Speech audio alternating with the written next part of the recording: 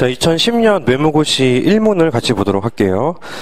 두 소비자 A, B 두 재화 있고요. 초기 부전점도 찍어줬고, 효용함수를 주진 않았습니다. 효용함수를 주지 않으면서 이제 1번에서 4번까지 질문이 들어와 있기 때문에 이제 따로 여러분들이 그 함수를 설정하는 건 문제의 취지에 맞지 않아요. 교과서 처음 공부하실 때 예를 들어 계약곡선이 구불구불하고 이제 원점에 대해서 불록성을 전제하는 일반적인 형태를 전제하는 이 정도로 충분하다고 볼 수가 있습니다.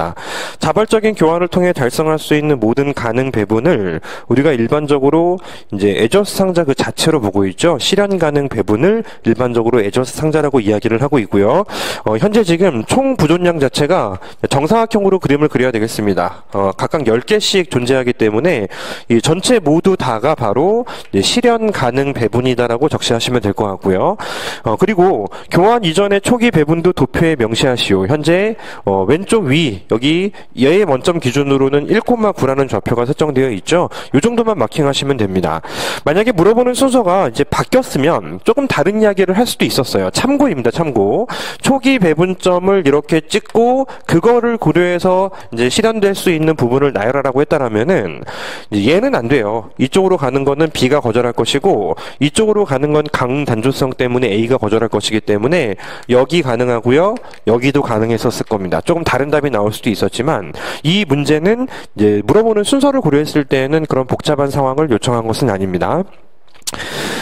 배점이 진짜 넉넉한 거죠. 쓸 말이 많지도 않고 그림 잘 그려서 마킹하고 점수를 주겠다는 거죠.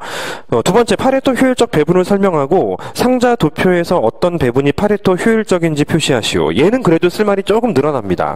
파레토 효율적 배분이라는 것은 일반적으로 이제 파레토 효율을 정의하면서 이제 출발을 하셔야 되겠네요. 세 가지가 있습니다. MRS끼리 일치하는 거하고 이제 MRTS끼리 또 일치하는 거하고 그 다음에 이제 종합적 효율 조건까지 고려해서 이제 MRS, 이제 MRT까지 일치하는 세 가지가 만족되어야지 이제 파레토 효율적이다라고 이야기를 하는데요.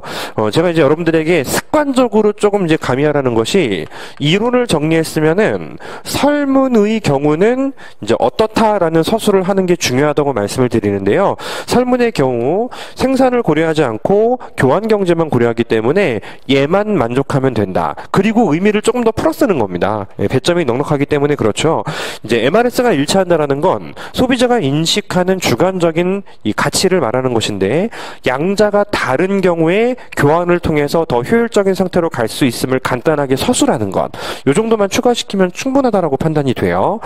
그리고 나서 어떤 배분이 파레토 효율적인지 표시하라고 했잖아요. 그럼 이제 그림상으로 새로 그릴 것까지 있나 싶네요. 구불구불하게 갑니다. 구불구불하게 가고 꼭 초기 부전점을 지나갈 때를 상태를 표현하는 것이 아니고 배점의 넉넉함 덕분에 새로 그리는 게 낫다고 말씀을 드리는 건데요. 어떤 기울기여도 상관없습니다. MRS가 양쪽 서로 일치하는 경우를 점으로 쭉 연결한 게 바로 계약곡선이죠. 따라서 두 번째 목차는 바로 이제 계약곡선의 도출이에요. 정의하시고 그래프로 명시하시고 그 다음에 상태도 여러 가지 보여주시는 게 10점 정도 배점이라고 보시면 되겠습니다. 3번, 4번은 배점이 작죠. 원점에 볼록한 무차별 곡선, 가격선을 이용하여 일반 경쟁 균형 가격과 배분을 상자 도표에 표시하시오. 일반 경쟁 균형 가격이라고 했습니다. 따라서 세 번째 문제에는 일반 경쟁 균형을 먼저 서술하셔야 될 것 같아요. 어떠한 시장에서도 이제 초과 수요가 존재하지 않아야 되잖아요. 따라서 X에서도 초과 수요가 없어야 되고 Y에서도 초과 수요가 없어야 되고 그 누구도 행동의 변화를 이제 인지하지 않는 상태, 그런 상태를 우리가 일반적으로 일반 균형이라고 부르는데요. 이제 그 중에서도 시장에 의해서 PY분의 PX가 결정되고 이게 조절되면서 달성된 일반 균형을 우리는 왈라스 균형이라고 이야기를 하고 있습니다. 따라서 복잡하면 새로 그리는 게 좋겠죠. 초기 부전점을 지나가면서 다양한 그래프가 존재할 수 있는데 이거는 일반 균형 가격 체계가 될 수가 없는 것이며 이렇게 갔을 때 둘이 접하는 상태로 이동할 수 있다면은 일반 경쟁 균형이 되는 것이다. 이 정도 보인다면 사실 배점을 조금 초과하는 느낌이 될 수 있는데요. 이제 그림을 그대로 활용한다면 뭐 5점 배점 벗어날 일은 없습니다. 일반 경쟁 균형 배분은 파레토 효율적임을 설명하시오. 이게 오히려 뭘 적어야 될지 조금 난감할 수가 있어요. 그리고 실제로도 쓸 말이 별로 없습니다.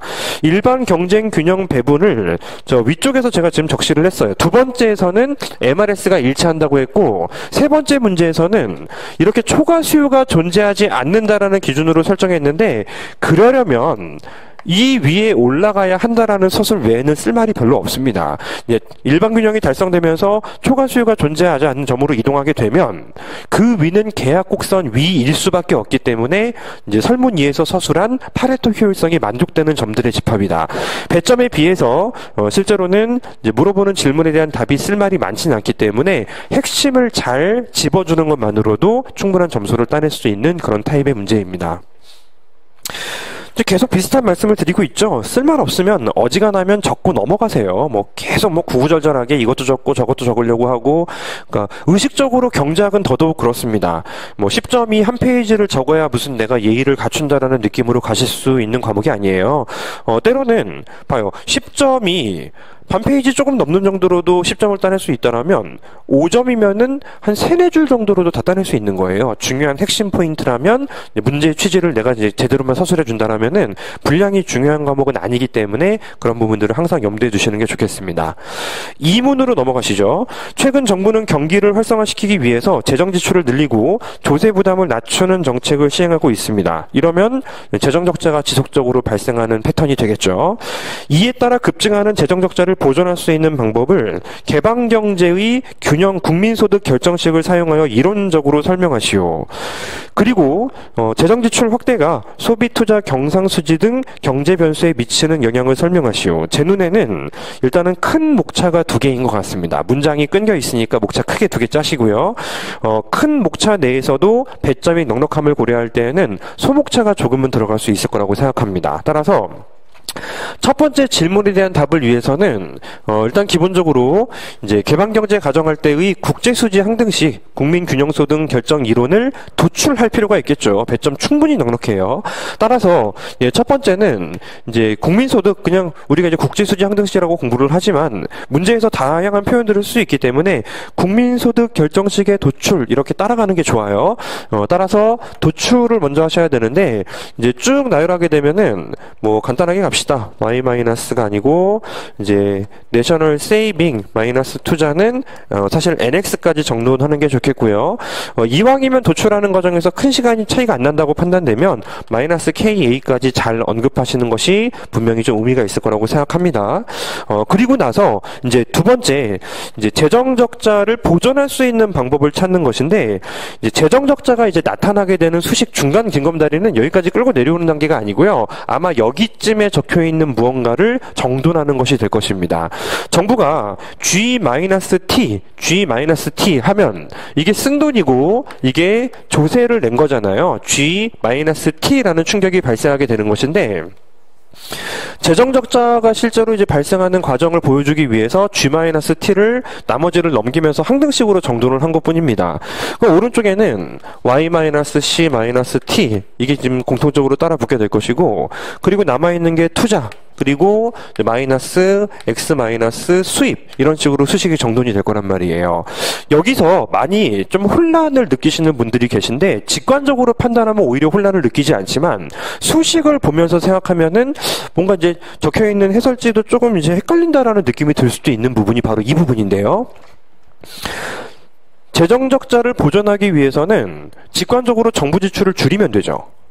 그렇죠. 조세를 더 걷어도 사실은 이제 괜찮죠. 뭐 이 수식적으로 문제인 것이 아니고 여기 소비 쪽에 영향을 줄 것이지만 어찌됐건 이제 조세라는 부분도 분명히 하나의 어떤 그 방법이 될 수가 있고요.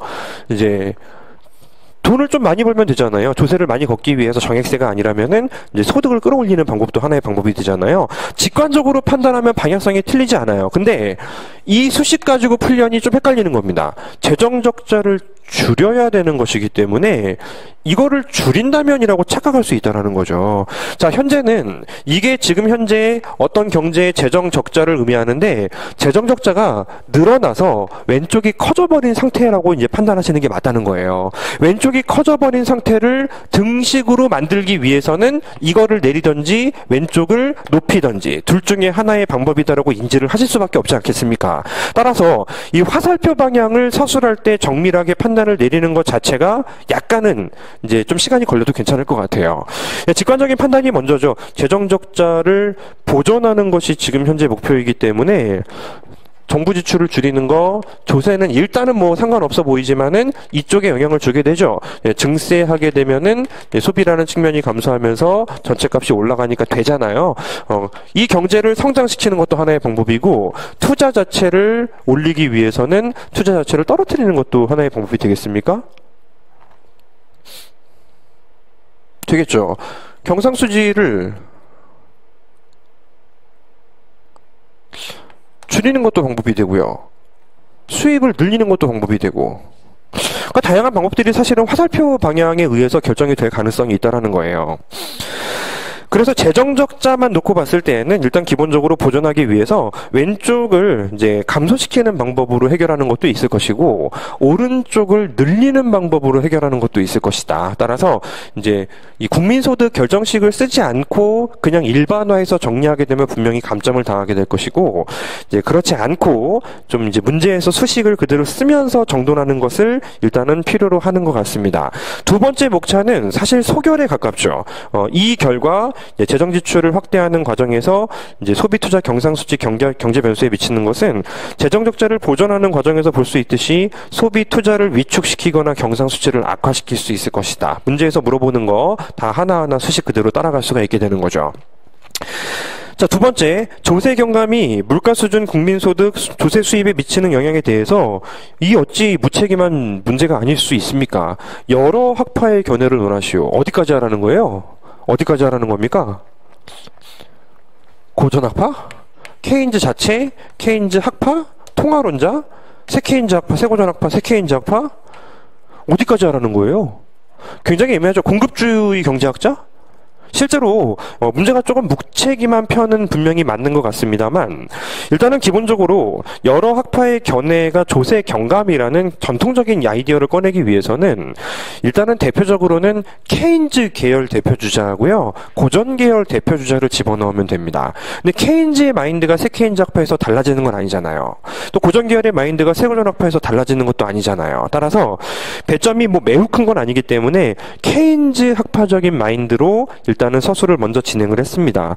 조세를 경감시키면 가처분 소득이 증가하면서 이제 소비가 많아질 것이다. 이렇게 좀 단순하게 수식 조금 꺼내서 나열하시면 될 것 같고요. 그리고 이제 물가 수준 이야기도 해야 되기 때문에 이제 그러면 이제 경제의 확장적 총수요 관리 정책이나 다름 없어진다. AD 곡선이 우측 이동하면서 우상향하는 AS를 따라서 물가가 상승하고 이제 조세 수입은 이제 감소할 가능성이 높다. 자, 그림 아주 간단하게 그려도 괜찮죠? 두 번째는 고전학파적인 어떤 대표주자를 꺼내면 되겠는데요. 역시 큰 차이 나지 않아요. 고전학파와 새고전학파라는 이름에서 볼 수 있듯이 별반 큰 차이가 나지 않는다면 고전학파적인 마인드로 가도 괜찮을 것 같습니다. LM 곡선이 수직이에요. LM 곡선이 수직인 게 고전학파의 기본적인 마인드예요. 이자율 탄력성이 0이라고 말하는 사람들 아닙니까? 따라서 이제 이자율이 상승하면서 투자가 구축되면서 소득의 변화가 제로가 되고요. AD 불변, 그리고 이제 AS도 뭐 어떤 형태가 되었건 이제 움직이지 않으면 물가도 불변이 되는 케이스를 전제할 수가 있습니다.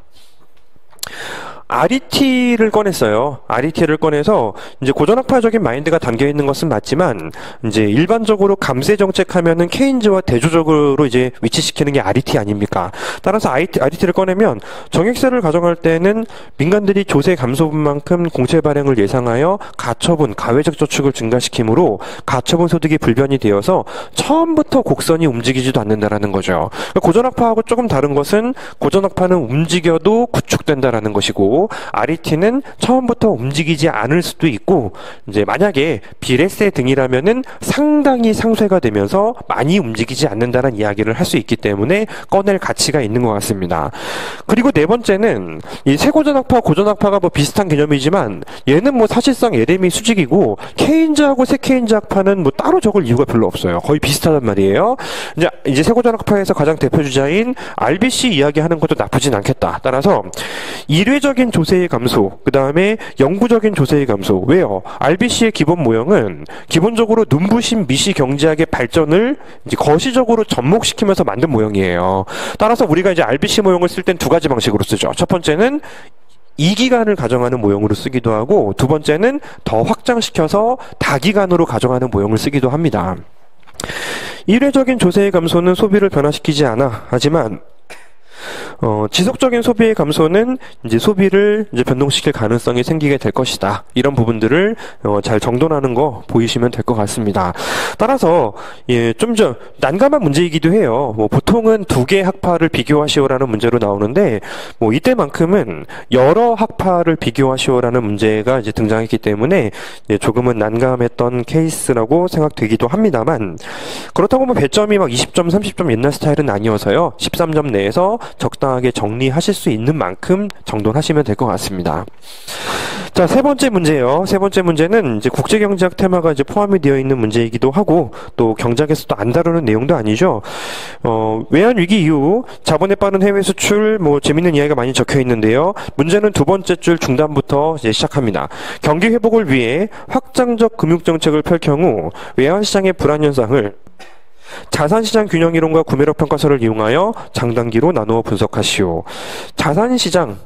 자산시장을 꺼내라고 했으면은 당연히 기본적으로 이 평면이 떠올라야 됩니다. 여러 가지 평면들이 있는데 자산은 절량 개념이고요. 절량을 나타낼 수 있는 평면은 일단은 보통 요거죠. 화폐시장하고 외환시장을 나타내는 개념이라고 볼 수 있겠습니다. 따라서 P분의 M, 이자율, P분의 MS, 그리고 이거 L, Y, R 꺼내는 거 하고요. 뭐 그어도 되고 안 그어서 점선으로 나타내도 상관없고요. 왼쪽은 이제 유의엄 이자율 평가설로 표현하고 있는 국제 피셔 관계를 나타내는, 여기가 보통 이제 절량시장 또는 자산접근법 평면이라고 볼 수가 있겠죠. 근데 여기에서 외환시장의 불안 현상 장단기 했으면 기본적으로 오버슈팅이 반드시 떠올라야 되는 것이고요. 20점이라는 무려 큰 20점이라는 배점을 따내는데 제일 중요한 건 이거 오버슈팅이네 라고 파악하는 이 찰나입니다. 실제로 그걸 꺼내지 못하면은 무슨 짓을 해도 점수를 20점, 5점도 따내기가 어려운 문제예요. 따라서 거시, 또 이제 국경으로 따지면 금융론이 조금 가깝죠. 거시하고요. 실제로 이런 테마들은 어떤 모형을 꺼내는 과정 자체를 이제 자세히 서술하지 않을 가능성이 높아요. 그러니 그거 연습해야 됩니다.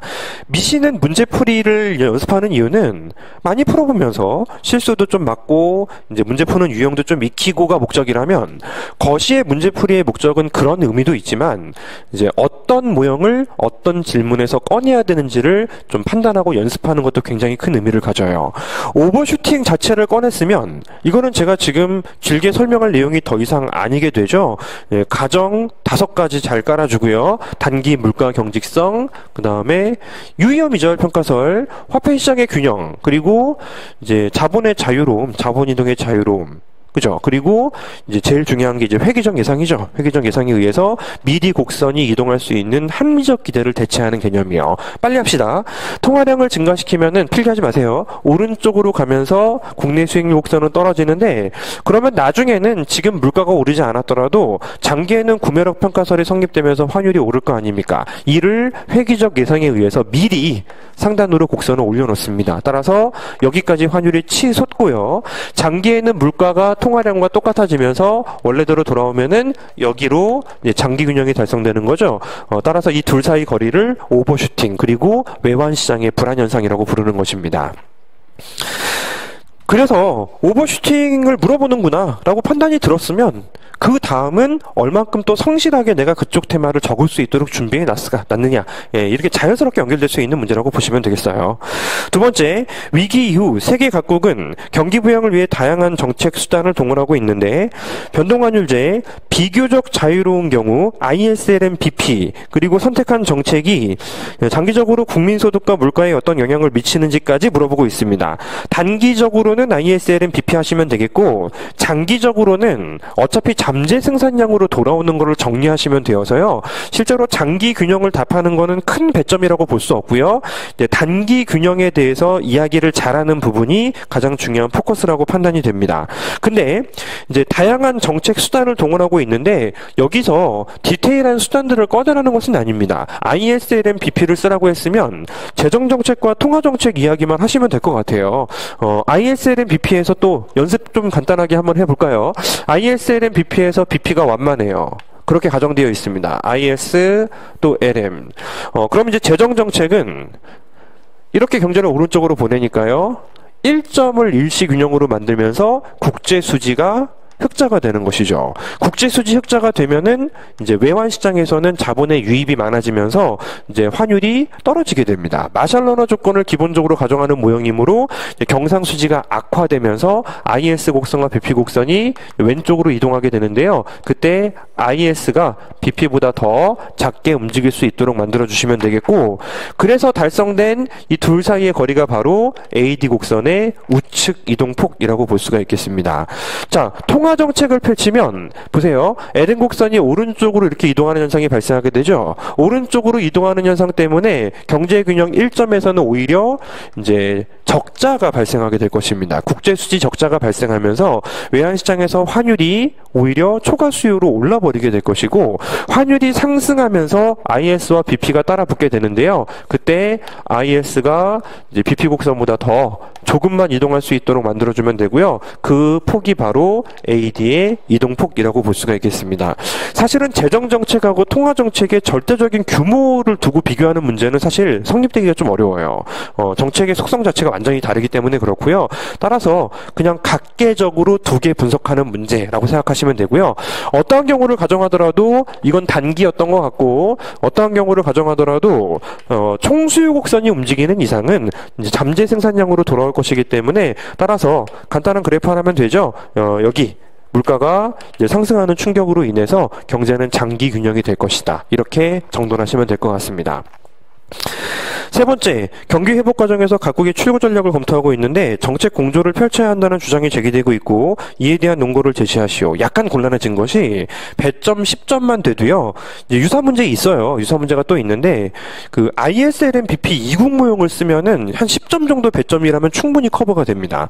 근데 지금은 배점이 5점밖에 안 돼요. 5점밖에 안 되기 때문에 어떤 특정 하나의 모양으로 실제로 이제 공조가 필요할 때 출구 전략을 검토를 한다고 했을 때 일단 기본적으로 이제 긴축적인 통화 정책이 발생하는 케이스를 보이는 게, 그래프를 그리고 자세히 설명하다 보면은 5점 배점이 조금 버겁습니다. 따라서 이거는 선택이라고 볼 수가 있을 것 같습니다. 앞쪽에서 충분히 생각보다 배점이 커서 시간을 세이브했다라면은 출구 전략에 따른 간단한 이국 모형을 보이는 거는 괜찮을 것 같아요. 그래서 예를 들어 IS, LM, BP라고 합시다. BP. 물론 두 번째 문제에서 우상향하지만 출구 전략이라는 것은 근본적으로 계속 올라가는 통화량을 출구 전략이라고 해서 갑작스럽게 떨구는 건 아니죠. 일정 기간 동안에는 올리지만 궁극적으로는 떨어뜨리는 전략이 출구 전략이라고 볼 수가 있는데요. 보통 세 가지 조건을 갖춰야 된다고 합니다. 이제 갑자기 하면 안 되고, 타이밍이 중요하고, 주변국가 공조가 필요하다라고 이야기를 하는데요. 궁극적으로 LM이 좌측으로 이동하게 되면은 우리 BP는 그대로인데 저쪽 BP가 올라가면서 이제 이 국가는 미국 기준으로요. 이 국가는 여기 이자율이 올라가요. 이자율이 올라간다라는 의미 자체는 채권에 대한 수익률이 상승한다는 것을 의미하고요. 채권 가격이 떨어진다는 것을 의미합니다. 그래서 자본이 유입되는 거예요. 그래프만 쳐다보면 안 돼요. 그래프만 보고 있으면 단순하게 이자율이 올라가니까 자본의 유입으로 이 국가 환율 떨어지고 경상수지가 악화되는 거 아니야? 이렇게 이야기할 수 있는 거거든요. 경상수지가 악화되면은 IS가 좌측으로 이동하게 됩니다. 좌측으로 이동하는데 똑같은 이유로 이쪽은 IS가 우측으로 이동하면서 최종적으로 이런 점에서 가치 균형이 이자율이 같아지면서 끝나는 거 아니에요. Y가 증가하지 않습니까? 무슨 정책 공조를 해? 라고 말하면 그래프만 봤을 때에는 이 문제를 해결할 수가 없다라는 거죠.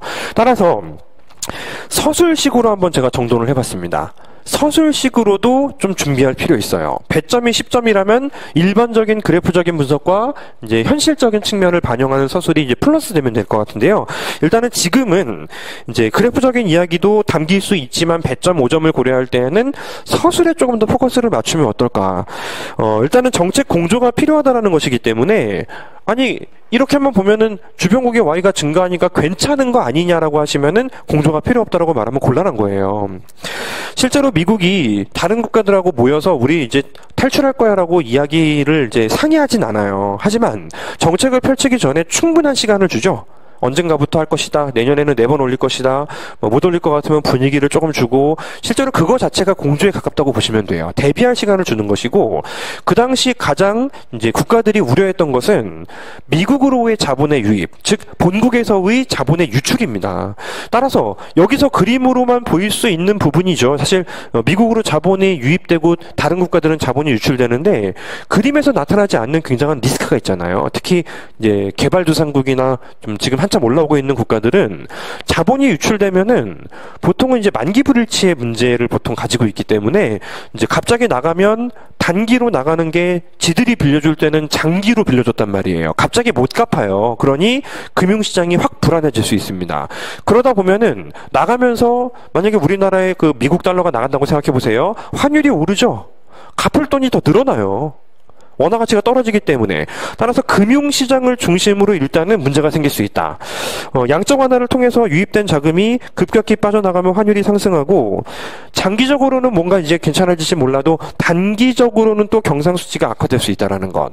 J커브나 미미한 환율 전가라면은 IS가 오른쪽으로 가기 전에 왼쪽으로 치고 그 다음에 오른쪽으로 가잖아요. 그게 뭐 8개월까지 잡으니 그 8개월을 버틸 수 없는 국가들은 미리 대비할 필요가 있지 않겠냐. 이런 서술이 필요하다는 것입니다. 또 자본 유출을 이제 대응을 해야 되잖아요. 많은 국가들이 이자율을 올렸는데 소비와 투자를 상당히 위축시키는 효과도 발생시킬 수가 있습니다. 세 번째 문장이 조금 꼬여 있어가지고 미국 입장에서는 미국 채권 가격이 수익률 상승을 통해서 이제 하락하게 되는 거예요. 그럼 자본이 유입되잖아요. 자본이 유입되면서 다시 한번 또 이러한 이자율의 상승 자체가 투자 소비 위축시킬 가능성이 높기 때문에 급격한 자본의 유입을 또 바람직하지 않게 생각할 가능성도 상당히 높습니다. 따라서 단순한 모형이라면은 이 메커니즘이 이해가 안 갈 수 있는데 이제 출발과 도착점에서 출발 단계를 보통 이야기를 안 하기 때문에 이해가 안 갈 수가 있는데요. 양적 완화 정책하면 일단 기본적으로 이자율의 상승을 유발시키잖아요. 그죠? 이자율의 상승을 유발시키면서 이제 기본적으로 소비 투자의 위축 이런 부분들이 급격히 발생할 수도 있기 때문에 따라서 미국 입장에서도 이제 주변국과 같이 진행하면 나쁘지 않다 이런 이야기를 보통 하는 것 같습니다. 이에 대한 대응책을 물어보진 않았습니다. 배점도 크지 않았기 때문에. 따라서 신흥국들 입장에서는 그러니까 우리나라 정도만 돼도 버틴다는 거예요. 우리나라 정도만 해도 오히려 그때 이제 그 테이퍼링 이야기가 나올 때 오히려 금리를 다 높일 때 우리가 낮춰버렸단 말이죠.